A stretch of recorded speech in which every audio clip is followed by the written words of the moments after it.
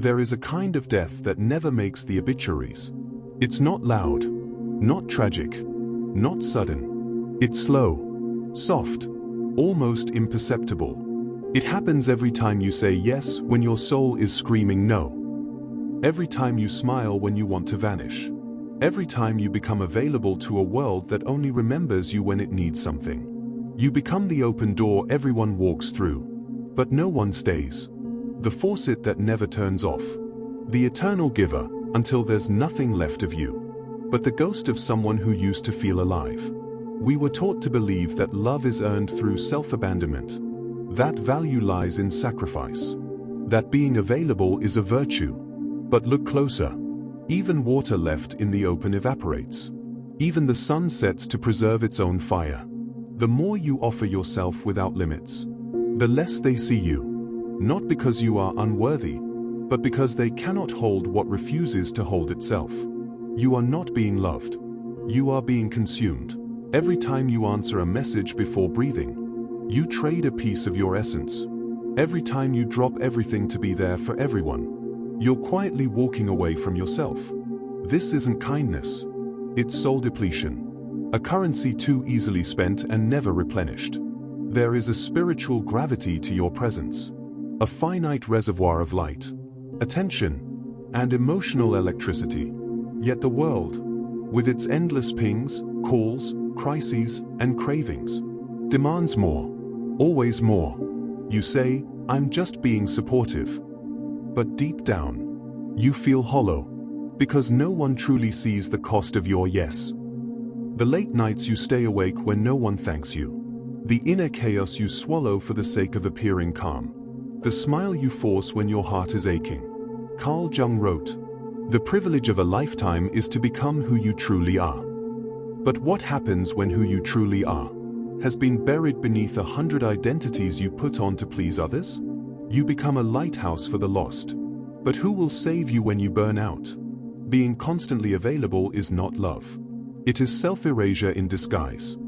We do not cherish the air, though it sustains us.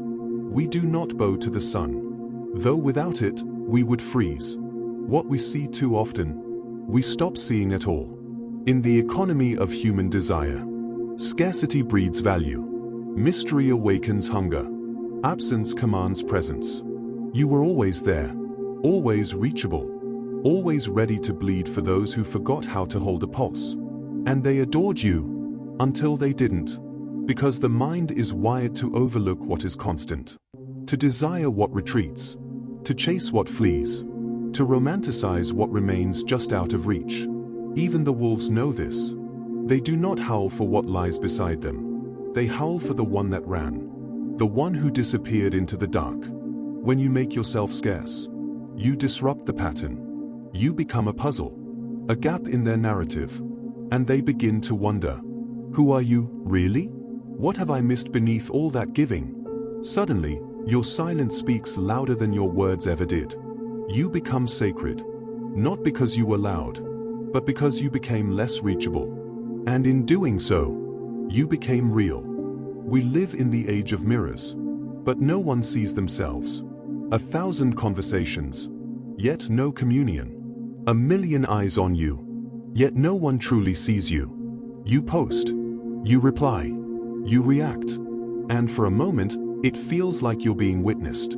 But what they see is only a surface, a mask, a signal, a flicker of light on a screen. Connection has become a simulation. We touch through glass. We love through algorithms. We confess to strangers, but not to ourselves. You tell the world who you are, but the world only hears what it wants. Seneca once said, "If you want to be loved, love yourself first. If you want to be heard, be silent until your words mean something." But this culture rewards noise. It rewards exposure. The more you share, the more seen you are. But exposure without intimacy is voyeurism. And slowly, you become a brand of yourself. Performing instead of existing. Responding instead of feeling. To be always connected is to be always drained. There is a sacred kind of disconnection. Not to run from the world, but to remember who you are when no one is watching. There is a silence that isn't empty, but holy. When the voices fade, when the notifications stop, when the world forgets your name for a moment, you begin to hear something else. Your breath, your heartbeat, the murmur of something ancient within you that was drowned beneath all the noise. Solitude is not loneliness. Loneliness is a hunger for others. Solitude is a hunger for yourself. When you remove the mirrors, you stop performing. You begin to ask, if no one was watching, who would I be? Nietzsche wrote, the individual has always had to struggle, to keep from being overwhelmed by the tribe. To be alone, truly alone, is to meet the one who doesn't need applause. It is in solitude that the self is purified. Not the self that pleases, performs, or persuades, but the self that simply is. You learn your value not by how much others need you, but by how deeply you can sit with yourself. Without panic, without distraction, without begging to be seen. That is where your worth is forged. Not in the crowd, but in the cave. You were not meant to be understood by everyone. There is a quiet dignity in mystery, in not revealing everything, in not handing your soul to anyone with a kind smile and an empty cup. Boundaries are not walls. They are thresholds, ritual gates. They whisper, you may approach, but only if you come with reverence. To always be open is to invite desecration. Gurdjieff said, if you wish to find, you must first lose. To become whole, you must first separate. Detachment is not apathy. It is sacred distance. It is watching the fire without throwing yourself into it. Mystique is not manipulation. It is the art of spiritual containment. It is knowing that the most powerful forces, gravity, magnetism, divinity, are invisible. In psychology, we call this secure individuation, the ability to exist whole. Even when no one validates you, people chase what they can't immediately decode. What reveals itself slowly? What burns quietly in its own orbit? To reclaim your mystique is to reclaim your energy. To say, you do not get to know me just because you want to. My soul is not a public park. There are parts of you that were exiled. The angry child, the selfish voice, the sacred no you were told was unkind, the wild creature within you that didn't want to be polite, just real. To survive, you buried them. You learned to smile while bleeding, to agree while suffocating, to trade authenticity for acceptance. But what is left of you when you've amputated every part that made you whole? Carl Jung called it the shadow, the rejected self, the desires, instincts, truths you disowned. To be good, to be wanted, to be allowed to exist in this broken world. But those fragments never die. They wait. In dreams, in triggers, in silence. They speak in the sudden rage that feels out of place, in the numbness after every self-sacrifice, in the haunting question, why do I feel invisible even to myself? To reclaim your shadow is not to become dark, but to become real. To say, I will no longer betray myself to be loved. I will no longer kill my fire to make others comfortable. The soul does not want peace. It wants wholeness. And wholeness includes the parts of you were taught to hide. There comes a point where you must vanish, not as an escape, but as an initiation. To withdraw is not weakness. It is a ritual, a sacred rebellion against the world's addiction to visibility. Gurdjieff taught that awakening cannot happen in noise.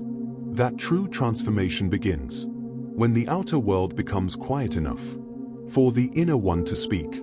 And so, you retreat, not into laziness, but into the monastery of the soul, into the quiet woods where no one claps, into the desert where mirrors vanish, into the silence where your true name echoes, without distortion. This is not loneliness.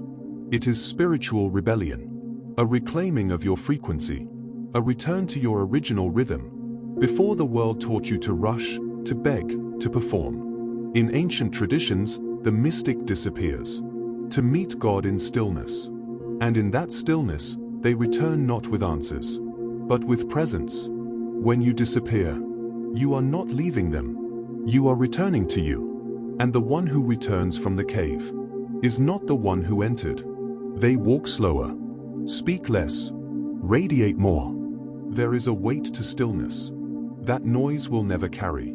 A person who doesn't rush to explain themselves, who doesn't compete for attention, who isn't afraid to vanish, becomes a mirror others fear to look into. Because silence speaks, distance speaks, presence, real presence, is deafening. We are conditioned to perform, to over-explain, to apologize for existing. But those who hold their ground in silence command a different gravity. Seneca said, "A wise man is content with himself." He does not chase applause. He does not explain his choices to the blind.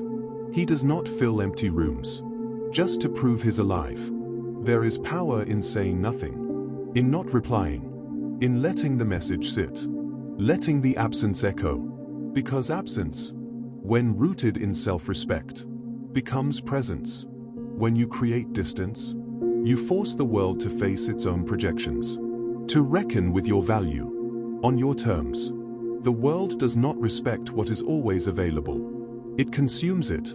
But those who move like storms, who vanish like seasons, who return when they choose, they are remembered, not because they were loud, but because they were undeniable.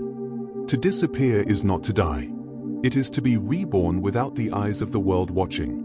When you step away from the noise, the notifications, the expectations, the endless need to be seen, something ancient stirs within you, a voice without language, a self without costume. You remember the you before the masks, before the roles, before the desperate hunger to be needed. There, in the stillness, you don't need to explain yourself. You don't need to be strong or soft or anything at all. You just are. And that is where the soul speaks. Not in hashtags, not in posts, not in the curated chaos of attention, but in the slow pulse of your breath, in the rhythm of your walk, in the tears that rise for no reason at all. Nietzsche once wrote, "And those who were seen dancing were thought to be insane by those who could not hear the music." When you disappear, you begin to hear that music again, the private symphony of your becoming, the melody only silence reveals. And in that rediscovery, you are not less, you are more, not louder, but deeper, not seen, but felt. And that is where the real self begins.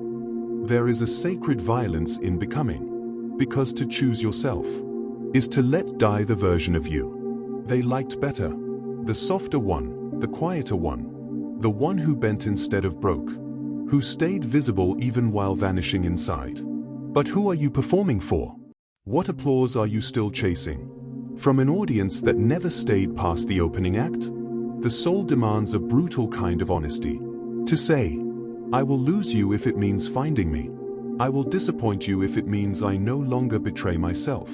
You may become unrecognizable to your family, to your lovers, to the people who built shrines around the version of you that kept them comfortable. Let them grieve. Let them rage. Let them say you've changed. Because you have. You're not a ghost anymore. You are fire. You are distance. You are the silence that makes them question everything. Carl Jung said, "The privilege of a lifetime is to become who you truly are." But becoming isn't clean. It's not aesthetic. It's raw and quiet and terrifying. It's losing everyone but gaining your soul. So let them forget you. Let them misremember you. Let them write your name in ash. Because in the cave of your own choosing, you will carve a new self. Not the self they wanted, but the one you were always meant to become. And that is the one who cannot be destroyed. If you've made it this far, maybe some part of you is already disappearing. Not from life, but from the performance. Let it. Let the noise fade. Let the old self fall away like dead leaves in winter. You don't owe the world an explanation for healing quietly, for choosing distance, for remembering your soul. In a world that forgets its own, they may no longer recognize you. But maybe that's because you've finally come home to yourself. And that is enough.